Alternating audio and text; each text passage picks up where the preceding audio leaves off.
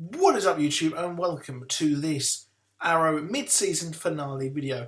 It had absolutely everything, that mid-season finale. We had a death, we had a huge return / cliffhanger, we had madness, we had a death of a relationship, and we also had a return to the season 1 craziness of the Hood. So it was really nice seeing those flashbacks back again.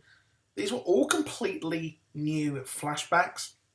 This isn't anything to do with season 1 other than the fact that it is flashing back to that time with the list and we see someone brand new, and it does juxtapose the whole thing with Prometheus, where he's leading Ollie on a game around Star City, saying that you're too busy killing people, you kill people, you're not helping or whatever, but you got to kill people sometimes, really, to sort things out. I mean, I'm pretty sure Damien Dark deserved to die, don't you?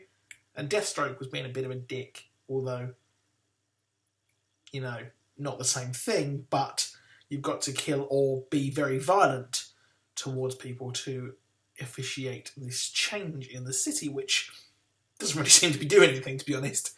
It's just still as bad as it is. But it was just mad, that huge cliffhanger.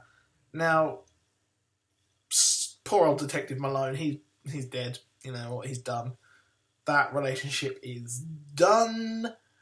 He is not Prometheus, which would have been an interesting move, but you know what, I don't really care. That actor wasn't really that good, I didn't really think.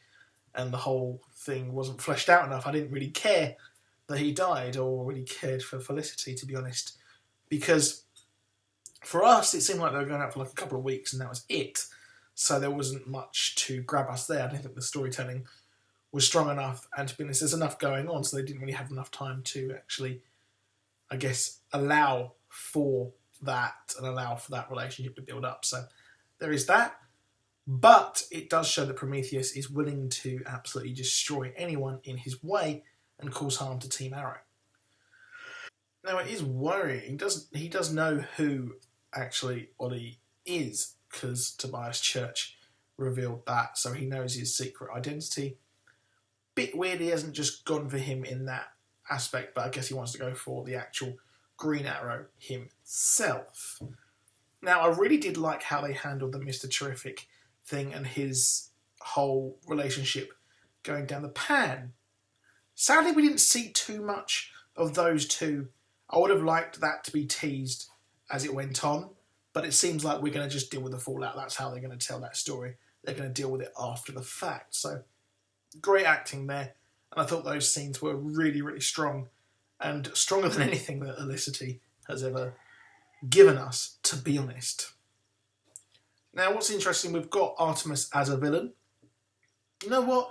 Team Arrow is getting quite crowded, so it's kind of a breath of fresh air that she's officially revealed herself to be a villain. But you would think that her siding against the Green Arrow isn't very smart, considering his enemies and his track record in the city and as a crime fighter. So not a smart move there, Artemis, but Prometheus is looking to be very powerful and has seemingly unlimited resources. So could be a smart move. Does she know who he is? That's the question. Or she. Prometheus could be a woman. We don't know. It could be a voice changer. We don't actually know who it is, obviously. But Artemis may know, which is interesting and would make sense as to her motive as to what she's doing. So we've had some big hints so far throughout this episode, and I think a lot of people are expecting it to be Talia Al Ghul, because we know Talia Al Ghul is coming to this season, but we don't know what in capacity she is coming to the show. So it would be interesting if she would be Talia Al Ghul, and it would be cool to see such a big reveal, and it would make sense with how powerful she is, how she's seemingly had League of Assassins training, but I'm not sure if her League of Assassins kind of ethos would fit with someone who is so anti-Green Arrow.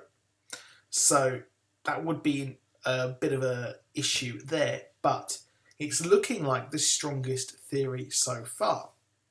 Now, that reveal at the end was obviously absolutely huge. So it's interesting to see where she's come from.